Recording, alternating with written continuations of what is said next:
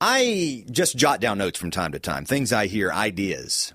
And being the business mind that I am from all the things I've done in the past, I always like to share with you thoughts and ideas to keep you from making bad decisions, or better yet, to help you make good ones. And I heard this thought the other day, don't remember where, but I jotted it down. The fraudulent business of selling dreams to dreamers.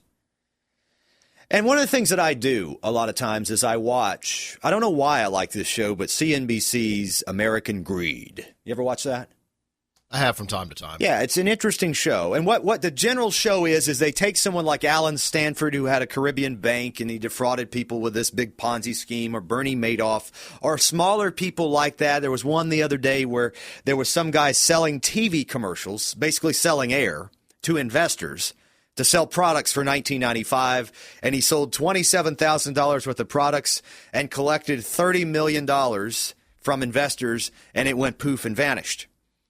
And then, of course, there was Al Parrish, and people within the sound of this microphone got just mesmerized by Al Parrish, Somerville resident from the College of Charleston, professor, right? And he stole millions. Charleston Southern. Charleston Southern, that's right. So I thought this would be a great topic to talk about why these people, which I've never seen this covered. All I ever see is some poor old man or lady who's invested most of their retirement into some guy like Al Parrish, who's going, I now have to go get a job, and I have to work, and I have to do all of these things now. Joe, go ahead.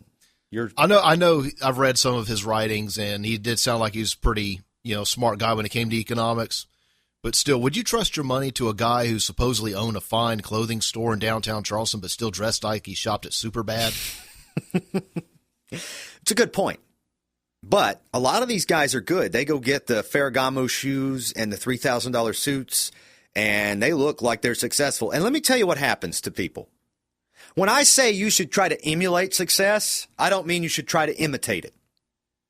What people do is they see somebody driving around in a Ferrari or a Maserati or whatever, floats your boat, and they got a big old house, and they got all these great things. And you look at them and you go, they're rich.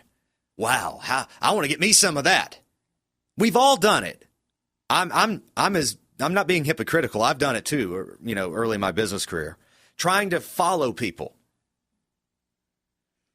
I tried to do that in my real estate business. I bought a franchise. It was owned by the major franchisor was Jim Weichert. What an incredible individual, Weichert Realtors. And I had that franchise for a number of years, and I thought I wanted to emulate him. And I did a really good job running the business. That aside, I was trying to emulate a man that I grew to know I really didn't like. I didn't like the way he lived his life. I later looked back and said I should have gotten up out of the room 2 weeks after I bought that franchise in 2003 when I heard him open up a speech by using God's name in vain.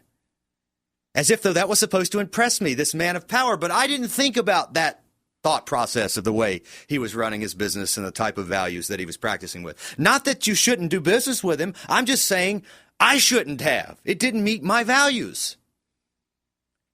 But he had a plane and a big old boat and 200 real estate offices, and he owned all of them, free and clear.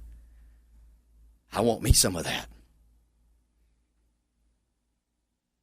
And 6 years later, at their leadership, and with some of my bad decisions, bankruptcy. And better than a Harvard degree worth of lessons.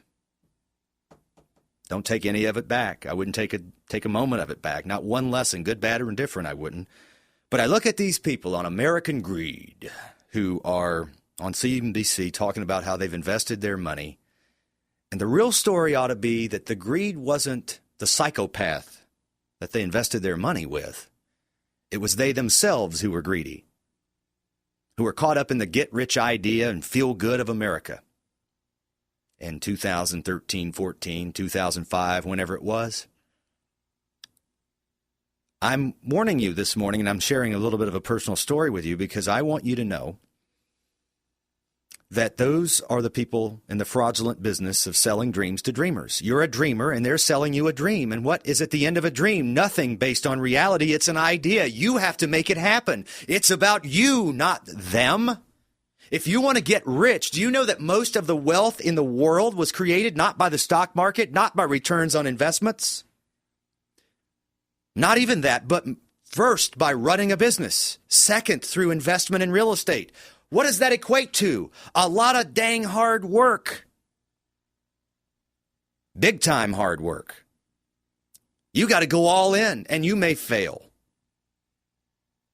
But I've had those failures and those successes, and I can tell you the successes that I've had are great to recollect upon, but the failures are transformative.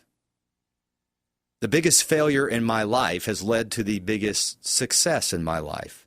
Not because I was really waiting on somebody else to do it, I was trying to do it myself, but because I was there to learn what went wrong. But the people who get into get-rich-quick schemes, invest their money into people and ideas that sound too good to be true, find out the hard way they probably are. But the problem is society tells them that the fraudster is the problem, and their greed is okay. What they did is okay. They shouldn't learn anything from it other than the fact that there are bad people in the world, and bad people should be put in jail. That's not a lesson. So the next time something sounds too good to be true, and too easy to get rich, you'll be safer if you assume it is. And you'll also be safer if you'll assume that person or that business that's trying to sell you a dream is in the fraudulent business of selling dreams to you, the dreamer.